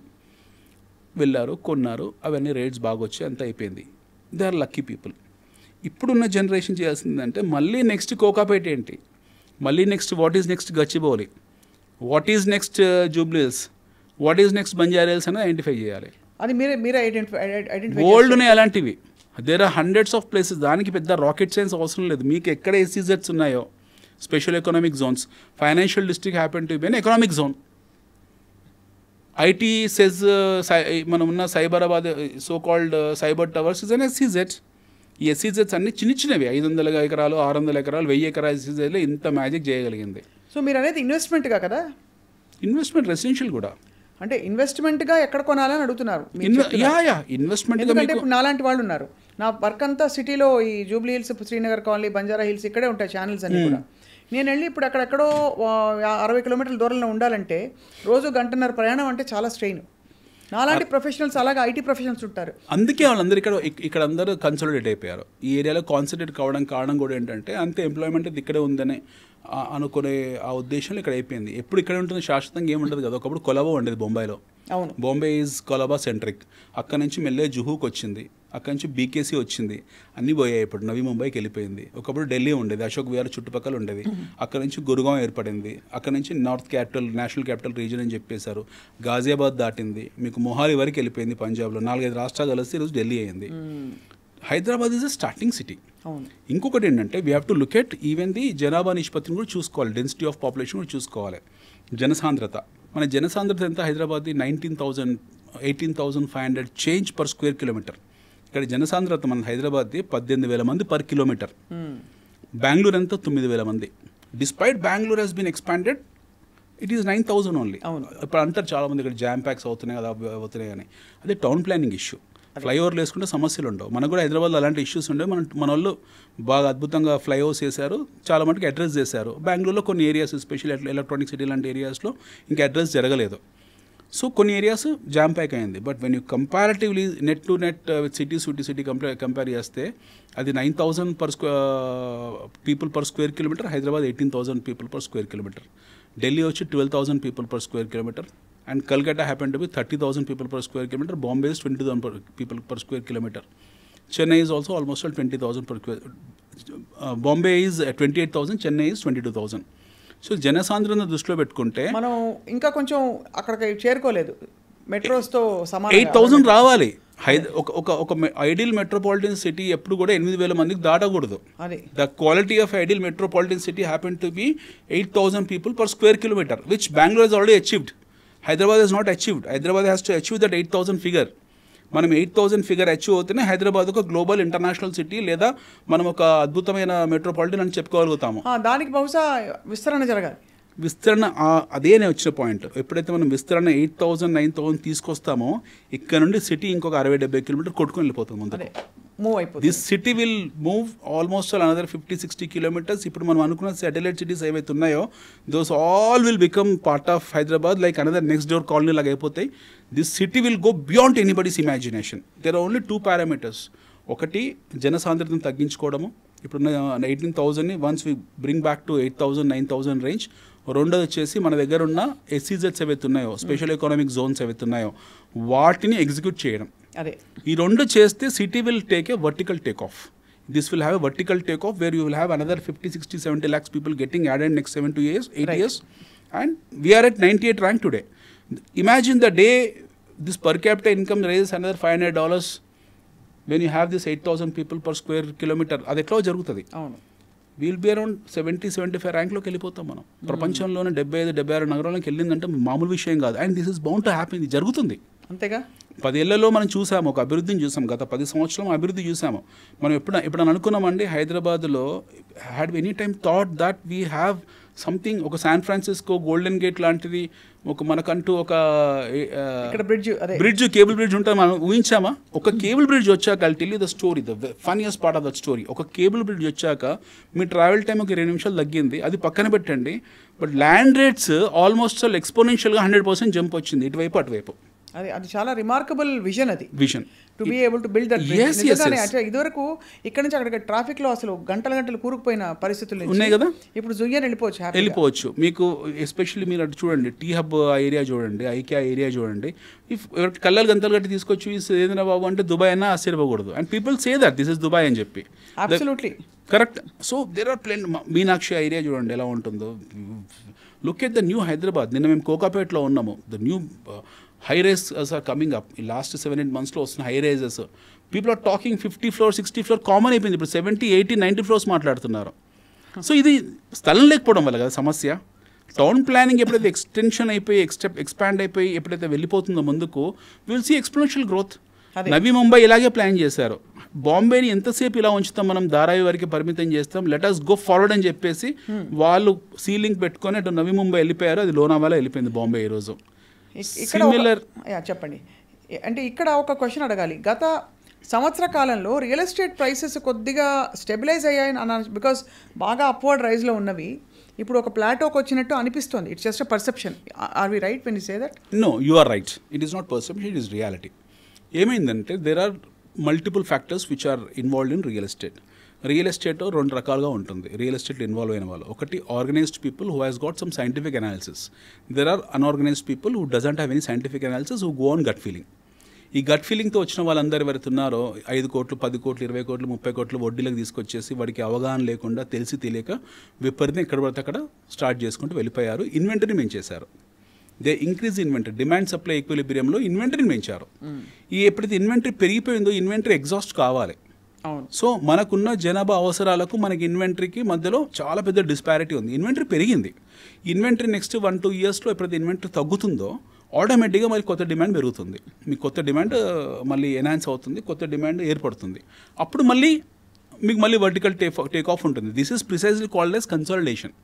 దీన్ని మనం కన్సాలిడేషన్ ఫేజ్ అనుకోవాలి. డిమాండ్ అంటే కొనేవాళ్ళు లేరా, లేకపోతే రియల్ ఎస్టేట్ పడిందా, ఇవన్నీ this all are illiterate words. Real estate పడిపోయిందంట, ఆ భాష ఎవరు మాట్లాడాలి?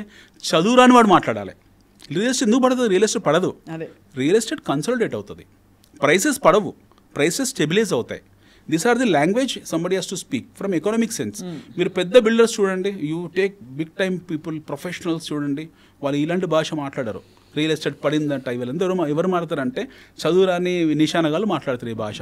You should not use this kind of language. Somebody should not use this kind of language. This is nothing called as dearth.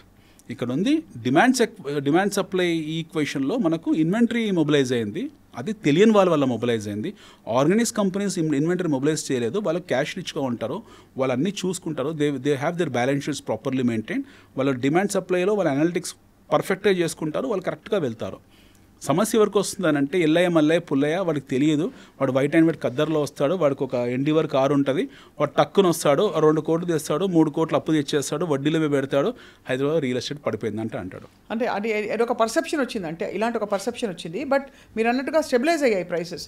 Actually it's a great time to buy. అలా చూసుకుంటే it is the greatest time to buy. This is a time where you have to go for land acquisition.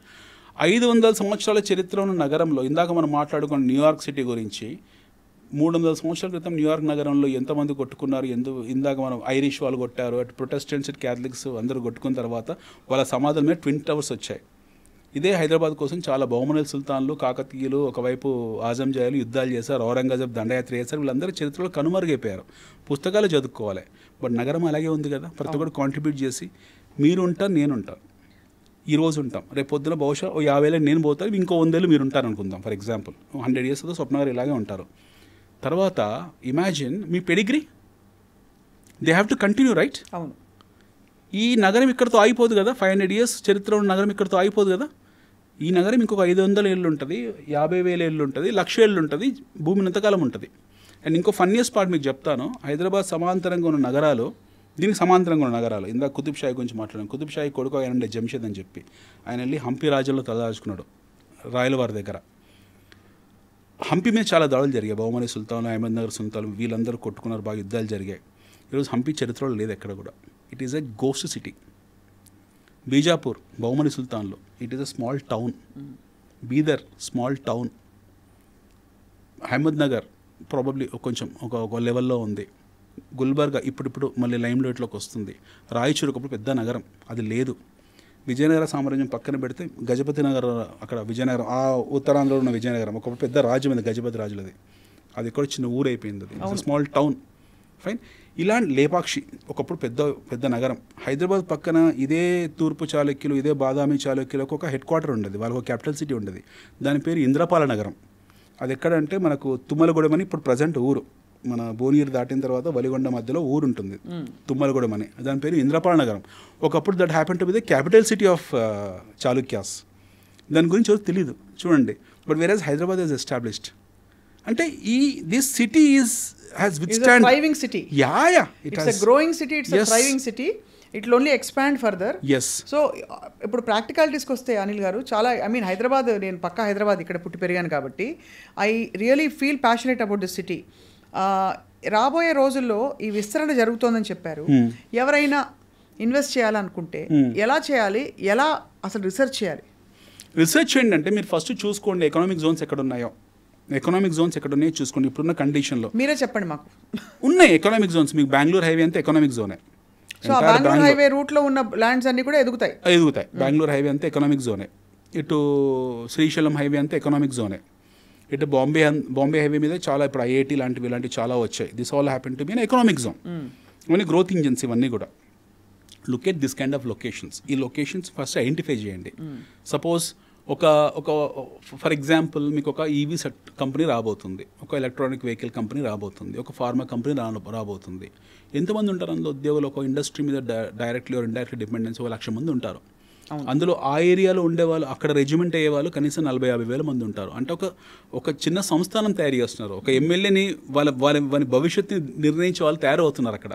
అంటే next 4 to 5 yearsలో ఒక సెజ్లో, special economic జోన్లో మీకు 1 లక్ష నుంచి 2 లక్షల మంది population రాబోతుంది. I'm talking about very hypothetically about small location. అలాంటివి మీకు చాలా ఉన్నాయి హైదరాబాద్లో. There are plenty of locations of that kind. అలాంటి లొకేషన్ని మీరు ఐడెంటిఫై చేయండి, రీసెర్చ్ చేయండి దాని మీద. రైట్, ఇది ఫస్ట్ పాయింట్. అంటే వచ్చే 5 నుంచి 6 ఏళ్లలో ఇక్కడ ఎంతమంది ఉద్యోగస్తులు రాబోతున్నారు, ఇక్కడ హైవే ఎలా ఉంది, ఇది చూసుకోవడం. రెండోది, never buy unapproved layouts. RERA approved ఎప్పుడైనా సరే రేరా అప్రూవ్డ్ మాత్రమే కొనాలి. Either it can be DTCP or HMDA. RERA approved వాళ్ళు చూపిస్తారండి ఏమన్నా? పెడతారు, బోర్డు మీద పెడతారు. బోర్డు మీద ఉంటుంది మీకు రేరా అప్రూవ్డ్ ఉంటుంది. బట్ అది నమ్మచ్చా అని నేను కూడా పెట్టుకోవచ్చు కదా, అంతే ఉంది. రేరా ఇస్ గవర్నమెంట్ ఏజెన్సీ అండి. I know, but RERA approved అని పెట్టిన బోర్డుని నమ్మచ్చా? ఇంకేమన్నా ప్రూఫ్ అడగాల? ప్రూఫ్ మీరు అడగండి. రేరా నెంబర్ పెడతారు, మీరు సిస్టమ్ లో కొట్టేసి మీకు కావాల్సిన డాక్యుమెంట్, లింక్ డాక్యుమెంట్స్ అడగండి, ఇస్తారు. డ్యూ డిలిజెన్స్ చెప్తున్నారు. యా, డ్యూ డిలిజెన్స్ ఏంటంటే మీరు రేరా అప్రూవల్ సర్టిఫికేట్ అడగండి, ఇస్తారు. వాళ్ళ డాక్యుమెంటేషన్ ఇస్తారు, మీకు లింక్ డాక్యుమెంట్ పెద్ద బుక్ ఉంటుంది, మొత్తం ఇచ్చేస్తారు. మీ అడ్వకేట్కి ఇవ్వండి, ఆయన స్టడీ చేస్తారు. When you're going and buying మీకు కొన్ని మూడు సూత్రాలు చెప్తాను, ప్రధానమైన 3 సూత్రాలు. ఒకటి, ల్యాండ్ కొనేప్పుడు ఎట్టి పరిస్థితుల్లో గ్రోత్ కారిడార్లో కొనుక్కోండి. అది హైవే ఫేసింగే ఉండాలి. Either it has to be minimum 100 feet road ఉండాలి. మినిమం 100 feet రోడ్డు లేకపోతే మీరు కొనొద్దు. ఇది ఇప్పుడున్న పరిస్థితిలో. భవిష్యత్తు అది కుకట్పల్లి అయినప్పుడు మీకు 10 feet రోడ్డు దొరకదు. బట్ అంతవరకు టైం ఉంది. ప్రస్తుతానికి మీరు 100 feet రోడ్డు మీద ఉండే లేబట్టే చూడండి.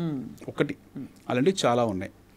రేట్ని మీరు బార్గెన్ చేయండి ఇప్పుడున్న కండిషన్లో. మూడోది, మీరు ఖచ్చితంగా నాన్ రేరా అప్రూవ్డ్ కొనకూడదు, అది నేరం. మీరు రేరా అప్రూవ్డ్ మాత్రమే కొనాలి. దానివల్ల ప్రభుత్వానికి మీరు సహాయం చేసిన వాళ్ళు అవుతున్నారు. రేపు పొద్దున గ్రీవెన్సెస్ వస్తే government will be in position to help you. Right, okay. తర్వాత అన్నిటికన్నా ముఖ్యమైన విషయం ఏంటంటే, when you're paying your money, don't give your 100% money at 1 shot. Don't give your money at 100 shot. మీకు ఒక లేఅవుట్కి వెళ్ళారు, చూశారు, మీకు ప్రోడక్ట్ నచ్చింది, మీకు ఈస్ట్ ఫేసింగో, వెస్ట్ ఫేసింగో, సౌత్ ఫేసింగో, వాస్తు, మనకు అన్ని జాతకాలు ఉంటాయి కాబట్టి అవసరం లేదు. ఎందుకు 5-10 లక్షలు ఇస్తారు? ₹1,00,000 ఇవ్వండి, అంతగానే వేయకండి. ₹1,00,000 అడ్వాన్స్ ఇవ్వండి అంతే. దానికి నోటరీ తీసుకోండి, ₹100 బాండ్ పేపర్ మీద తీసుకోండి. నేను ₹1,00,000 ఇచ్చాను బాబు అని చెప్పి ఆయన ఇస్తారు. రిసిప్ట్ కాదు, ₹100 అగ్రిమెంటే తీసుకోండి డైరెక్ట్గా. మీరు మీ ఇల్లు ఉన్నదండి, మీరు ఇల్లు ఇప్పుడు ఎలా చేస్తారు? అంతే కదా, అగ్రిమెంట్ ఎలా రాసుకుంటారు? అగ్రిమెంటే తీసుకోవాలి. రిసిప్ట్ చెల్లదు, రిసిప్ట్కి వాల్యూ లేదు. అగ్రిమెంట్ సేల్ ఆఫ్ అగ్రిమెంట్ ఏదైతే ఉంటుందో అది మీరు తీసుకోవాల్సిందే. ₹100 బాండ్ పేపర్ మీద తీసుకున్న తర్వాత రిజిస్ట్రేషన్ రోజు ఆ సంబంధిత లేఅవుట్ ఓనర్ ఎవరైతే వస్తారో రిజిస్ట్రేషన్ చేసేవాడు వచ్చిన తర్వాత రిజిస్ట్రేషన్ ఆఫీస్లో వీలుంటే మీ చెక్కులు అందులో మెన్షన్ చేసుకోవచ్చు అగ్రిమెంట్లో. ఆ చెక్కులు లేదా మీకు ఒకవేళ క్యాష్ ఉంటే cash, which out the way మీకు మీ లాస్ ప్రకారం, మీ ట్యాక్సేషన్ లాస్ ప్రకారము, ఆ ట్యాక్స్ లాస్ ఏం సూట్ అవుతుందో ఆ ట్యాక్స్ లాస్ ప్రకారము మీరు ఖచ్చితంగా మీరు దాన్ని చెక్ నెంబర్ మెన్షన్ చేసి ఆ అగ్రిమెంట్లో, చెల్లకుంటే మీ అగ్రిమెంట్ కూడా చెల్లలేండి, అది మెన్షన్ చేసి సెటిల్ చేసేసుకోండి ఆ రోజు అక్కడ. అంతే తప్పిస్తే ముందే మీరు డబ్బులు మొత్తం ఇచ్చేసి వాడు రిజిస్ట్రేషన్ చేయక మీరు వాడి చుట్టూ తిరగడం అంతా నాన్ సెన్స్. ఇలాంటి గొడవలు హైదరాబాద్లో చాలా ఉన్నాయి. ఎస్పెషల్లీ లాస్ట్ 1 yearలో ఇలాంటి చాలా ఇష్యూస్ వస్తున్నాయి. ఇప్పుడు ఇదంతా ధరణి పోర్టల్లోకి వెళ్ళిపోతుందండి. ఎస్, ఇవన్నీ వెళ్ళిపోతాయి. ఇమీడియట్ వెళ్ళిపోతాయి. ఇప్పుడు అన్ని ఆర్గనైజ్ అయిపోయాయి, అన్ని ఆర్గనైజ్. ఎందుకంటే చాలా కాలం క్రితం కొన్న వాళ్ళవి కొంతమంది పేర్లు ధరణిలోకి రాలేదని చెప్పి చాలా మంది ఇప్పుడు లేదు. అక్కడెక్కడ ఒక పోర్టల్లో ఖచ్చితంగా ఏవో ఇష్యూస్ ఉంటాయి లేండి, ఎందుకు ఉండకుండా ఎంతో ఉంటాయి. అవన్నీ గవర్నమెంట్ అడ్రస్ చేస్తుంది కదా, దాని సంబంధిత శాఖలు ఉంటాయి, వాళ్ళు అడ్రస్ చేస్తూ ఉంటారు.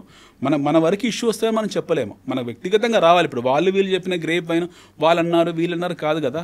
నిజంగా నేనేం ఫేస్ చేశాను, నేనేం ఫేస్ చేయలేదు, మీరు ఫేస్ చేశారు, మీరు ఫేస్ చేయాలి. ఆ ఫేస్ చేసిన వాళ్ళు ఎవరైతే ఉంటారో వాళ్ళు సంబంధిత MRO దగ్గరకో, సబ్ రిజిస్టర్ ఆఫీస్కో, లేకపోతే డిపార్ట్మెంట్స్కి వెళ్తారు, ఆ గ్రీవెన్స్ సార్ట్ అవుట్ చేసుకుంటారు. అక్కడ ఉన్న పంచాయతీ ప్రెసిడెంట్లు ఉంటారు, ఎంతోమంది ఉన్నారు దాని ఇష్యూస్ ఉంటే సాల్వ్ చేయడానికి. As a portal is a safe portal, అది ఒక రక్షణ కవచము. దాని పేరు మార్చి ఇప్పుడు మారుస్తూ అంటున్నారు, భూభారతి పేరు మారుస్తున్నారు. Which are the name it is. App is important కదా. మనకు UPI అనే యాప్ ₹10 ట్రాన్సాక్షన్కి యాప్ వాడుతున్నాం మనము. టీ కొట్టు దగ్గరనే సిగరెట్ కొనుక్కోవడానికి ₹10 యాప్ వాడుతున్నాం. అలాంటిది కొన్ని లక్షల రూపాయల విలువైన వస్తువులు ఉన్నప్పుడు అది యాప్లో ఉండకపోతే ఇలాగా, అంతే కదా, అది ఉండాలి కదా ఖచ్చితంగా. It has to be in the portal so that cannot get forged. తర్వాత ఇంకొక ముఖ్యమైన విషయం ఏంటంటే, జనరల్గా I want to tell the people also buying the lands, when you wanted to buy a property, మీరు ఒక ప్రాపర్టీ కొనాలని మీరు డిసైడ్ అయ్యి తర్వాత మీరు ఎట్టి పరిస్థితుల్లో పక్క మీ ఫ్రెండ్స్నో లేకపోతే అంకుల్స్నో ఆంటీస్నో వాళ్ళనో వాళ్ళ సలహా వినకండి. 90% of the time your own family will pull your leg down. ఇది స్వీయ అనుభవం. మీరు ఏదైనా వస్తువు కొనాలనుకుంటే, భూమి మీద పెట్టుబడి పెట్టాలనుకుంటున్నప్పుడు సొంత బుర్ర మాత్రమే మీ సొంత బుర్ర మాత్రమే వాడండి. 1,00,000 మంది 1,00,000 ఐడియాలు ఇస్తారు. మీ రీసెర్చ్ ఎప్పుడైతే చేసుకొని yes this research is correct, నా అవగాహన కరెక్ట్, మీరు అవగాహన పెంచుకోవడానికి 10 మందిని అడగండి, 100 మందిని అడగండి, 1000 మందిని అడగండి. అవగాహన పెంచుకొని మీరు ఒక డెసిషన్ నిర్ణయం వచ్చిన తర్వాత ఒక నిర్ణయం తీసుకుందామని మీరు ఫుడ్ డౌన్ చేసిన తర్వాత ఇంకెవ్వరి మాట నమ్మకండి. ఎందుకంటే రియల్ ఎస్టేట్లో ప్రిడామినెంట్లీ ఏమవుతుందంటే జెలసీలు చాలా ఉంటాయి. చాలామంది మిమ్మల్ని మీరు ఎదుగుతుంటే డిస్కరేజ్ చేస్తారు, పిచ్చి పిచ్చి చెప్పుకుంటూ వస్తారు. Don't get in to all that's. ఇది 100 రూపాయల బాండ్ పేపర్ మీద మీరు డబ్బులు ముట్టినట్టు ఒక రసీదు తీసుకోవడము, అంటే అగ్రిమెంట్ చేసుకోవడము. రెండోది, pay the money at the time of registration. Don't get hurry in paying your 100% of money much before that. ఇంకొక ముఖ్యమైన విషయం, there are a lot of money laundering scams which are happening in Hyderabad. అవును, real estate పేరు మీద చాలామంది frauds ఎవరైతే ఉన్నారో, ఆర్థిక నేరగాలు, ఆర్థిక అత్యాచారాలు, మనీ లాండరింగ్ స్కామ్స్ చేస్తున్నారు. ఇది ఒక సెషన్ మనం సపరేట్ చేద్దాము. విత్ నేను డాక్యుమెంటేషన్ ప్రూఫ్ పెట్టుకుని మేము ముందు కూర్చుంటాను. ఎలాంటి నేరాలు తెలియాలి కాబట్టి ఇది తెలియదు. మీరు సైబర్ విజిబులర్గా ఉన్నారు సైబర్ క్రైమ్లో, ఖచ్చితంగా ఈ విషయం మేము డిస్కస్ చేద్దాము. ఇందులో మనీ లాండరింగ్ స్కామ్స్కు జనాలు దూరంగా ఉండాలి. మీరు ₹1,00,00,000 పెడితే మీకు 1,50,00,000 ఇస్తాను సంవత్సరంలో ఎవరైతే చెప్తున్నాడో ఖచ్చితంగా వాడు మేము విజిల్ బ్లో చేయాలి. సంబంధిత శాఖలకు, పోలీస్ డిపార్ట్మెంట్కు వాడి గురించి ఇన్ఫర్మేషన్ ఇవ్వాలి. వేర్ ఈజ్ ఈ గెటింగ్ దట్ మనీ ఫ్రమ్ అనేది. అది పాసిబుల్ కాదు, అది ఫ్రాడ్ చేసేవాడు ఎట్లా నేరస్తుడే. ఆ ఫ్రాడ్లో భాగస్వామ్యం అయినందుకు మీరు కూడా నేరస్తులే అవుతారు. ఖచ్చితంగా ఇది చాలా అప్రమత్తం చేసిన ఈ విషయానికి చాలా మంది రియాక్ట్ అవుతారండి. సో మొత్తానికి what we're concluding today is that real estate in and around Hyderabad is on an upward rise trend, and ఎప్పుడు ఎంత పెట్టినా, ఎంత కొద్దిగా ఉన్నా, చిన్న పీస్ ఆఫ్ భూమి అయినా ఎక్కడైనా కొనుక్కుంటే ఖచ్చితంగా అది ఎదుగుతుంది, పెరుగుతుంది దాని ధర. అండ్ ఎప్పటికైనా అది లాభసాటిగా రాబోయే తరాలకైతే ఇంకా మరింతగా ఒక పీస్ ఆఫ్ హైదరాబాద్ మన చేతిలో ఉందనే ఒక తృప్తి కూడా కలుగుతుంది. That's the bigger thing to have. But very informative and very thorough analysis today Anil గారు. భూమిని మీరు ఎంజాయ్ చేయాలండి. You have to feel your land. మీ మట్టి వాసనని మీరు అనుభవించాలి, మీరు ఈ మట్టి వాసన ఆస్వాదించాలి. అది హానెస్ట్లీ స్పీకింగ్ మీకు వేరే చోట గాలిలో ఉండే ఇళ్ళల్లో అది రాదు. మీకు మీ భూమిలో మీ పాదధూళిని ఏదైతే ఉందో దాన్ని మీరు అనుభవించగలగాలి, మీరు ఆస్వాదించాలి. తప్పకుండా ఆ మట్టిని మీరు ఇచ్చిన స్ఫూర్తితో అదే పని చేయబోతున్నారు. బట్ మరిన్ని వివరాలు, వాళ్ళకి డీటెయిల్స్, డౌట్స్ ఉంటే మిమ్మల్ని అడగమని చెప్పి మీ నంబర్ ఇచ్చేస్తాను. ఇవ్వండి, తప్పకుండా నేను చెప్తాను. Yes, thank you very much Anil గారు. నమస్కారం.